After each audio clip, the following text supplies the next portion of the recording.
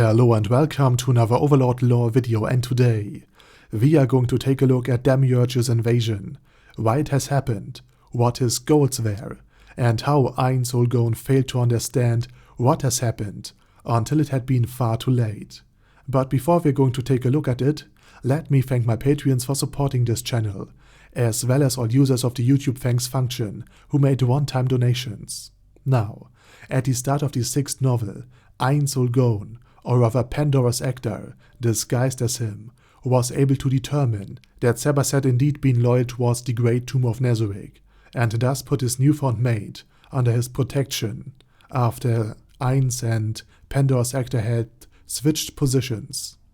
But then everything changed, when the Eight Fingers decided to teach him a lesson. By kidnapping Tuare, with this hostage secured, they intended to lure Sebas to their villa and slaughter him for the pleasure of the rich and depraved. And let's put it that way, they would indeed see a lot of slaughter going on. But instead of Sebas soloing the villa, or just picking up a few able bodies and climb to strike back, he informed his master. And Ainz Ooal Gown had been furious that the Eight Fingers would dare to sully the name of Ainz Ooal Gown by kidnapping a girl under the protection of said name, which led him ordering Demiurge via Albedo to destroy the Eight Fingers for their vile transgression. What followed had become known as the demonic incursion, under the pretext of wanting to retrieve an artifact that supposedly can control demonkind,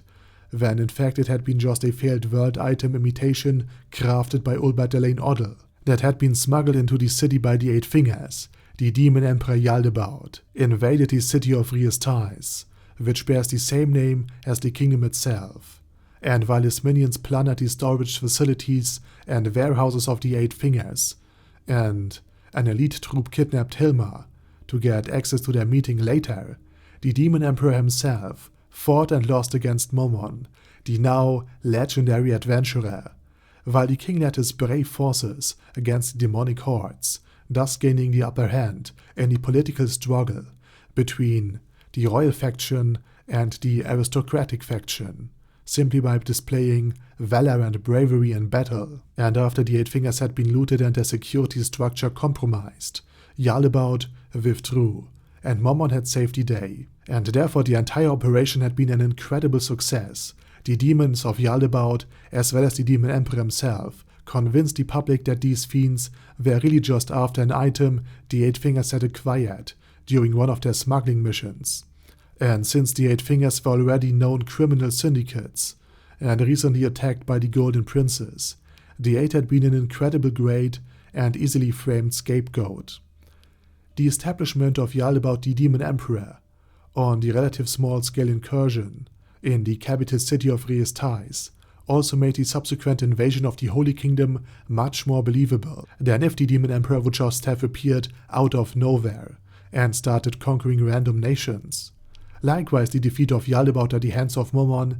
greatly popularized the by this point already well-known adventurer.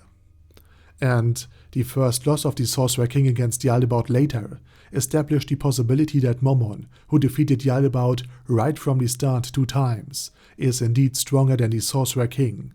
leading credence that Momon, who serves as enforcer but also as protector of humanity, is stronger than the Sorcerer King and could defeat him,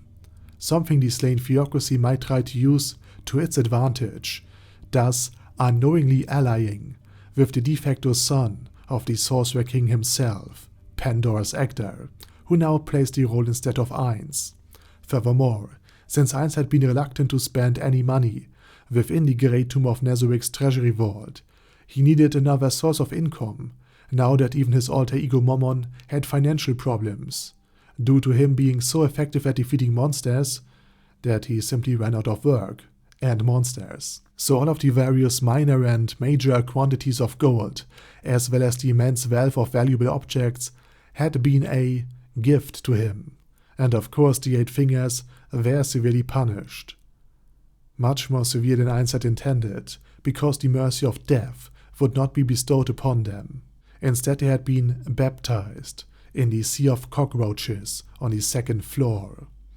and Demiurge changing Ainz Ooal Gown's plan from total eradication to merely subjugation and brutal punishment was well received by Ainz himself, since he encouraged independent thinking among his NPCs, and since the Eight Fingers would later re-establish the first commercial connections with the newly found Sorcerer Kingdom, before they would ultimately be designated as farmers, this plan was also a great benefit, even in the long term. So with that said, I hope you now have a clearer picture about the causes and the effects of Demiurge's incursion. And with that said, I say thank you very much for watching, and special thanks to Bad Guy Ye, Ben C, Chrissy, Crowley0221, Sia, Death is Mercy, Deathless Dragonlord, Dystopia II, Feral Shivan, Guy with That Head, Hector Marino, Hoss, Huster, Jacob G, Jana B, Jason, Chromius, Legendarius, Lelouch Britannia with a Mustache, Lexus Fox, Lord Nishikian Rai, Lord Touch Me, Merovec, Mr. Shoes,